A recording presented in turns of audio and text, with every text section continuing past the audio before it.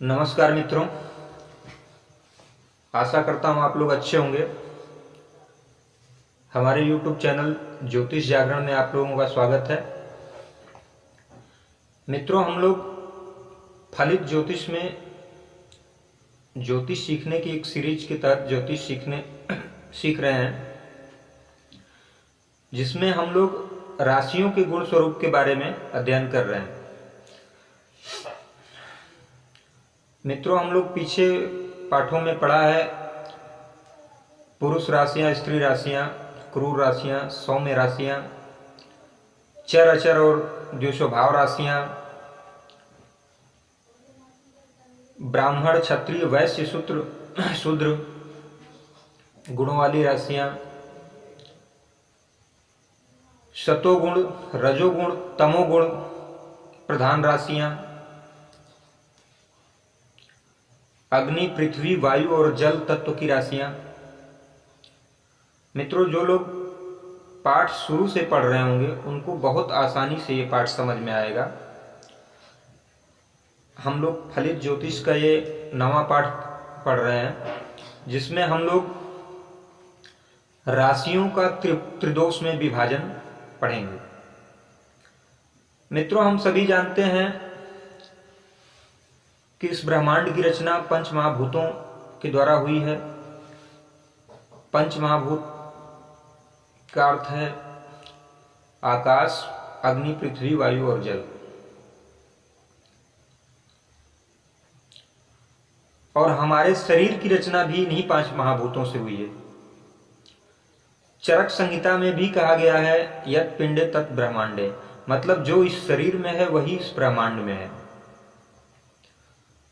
तो इन पंच महाभूतों से, इन पंच तत्वों से की अधिकता से जो शरीर में दोष उत्पन्न होते हैं उनको त्रिदोष बोलते हैं।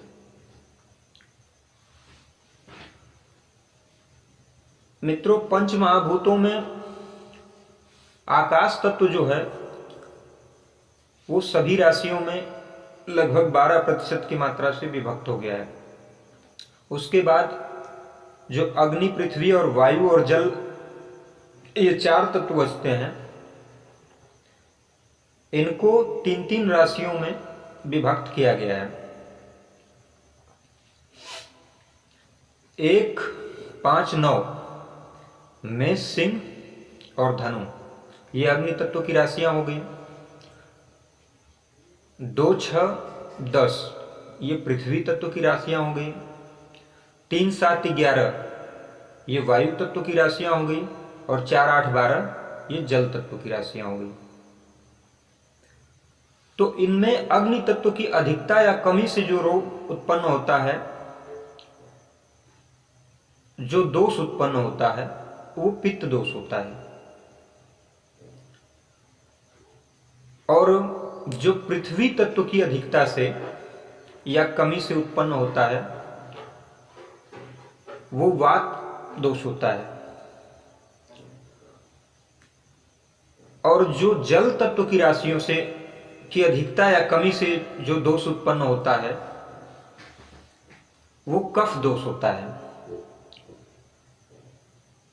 और जो वायु तत्व की राशियों से उनकी कमी या अधिकता के कारण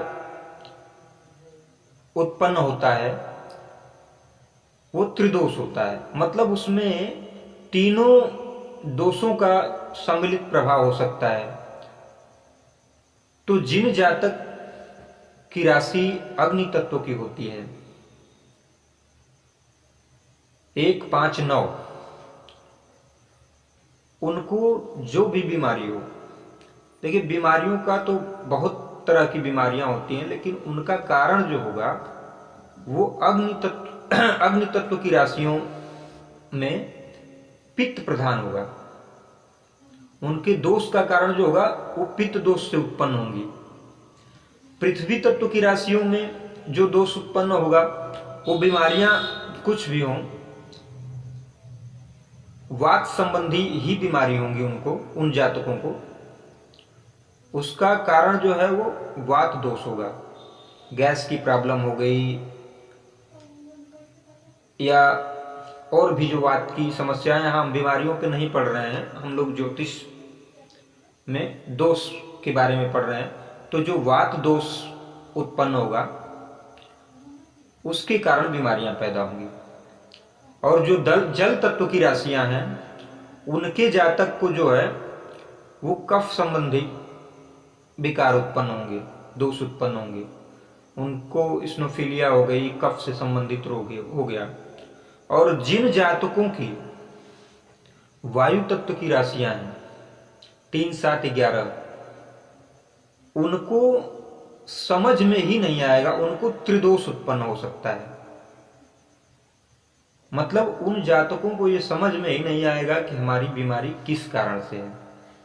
मित्रों, पहले जो आयुर्वेदाचार्य हुआ करते थे, आयुर्वेद हमारी सबसे प्राचीन चिकित्सा पद्धति है, तो उनको ज्योतिष का भी ज्ञान हुआ करता था।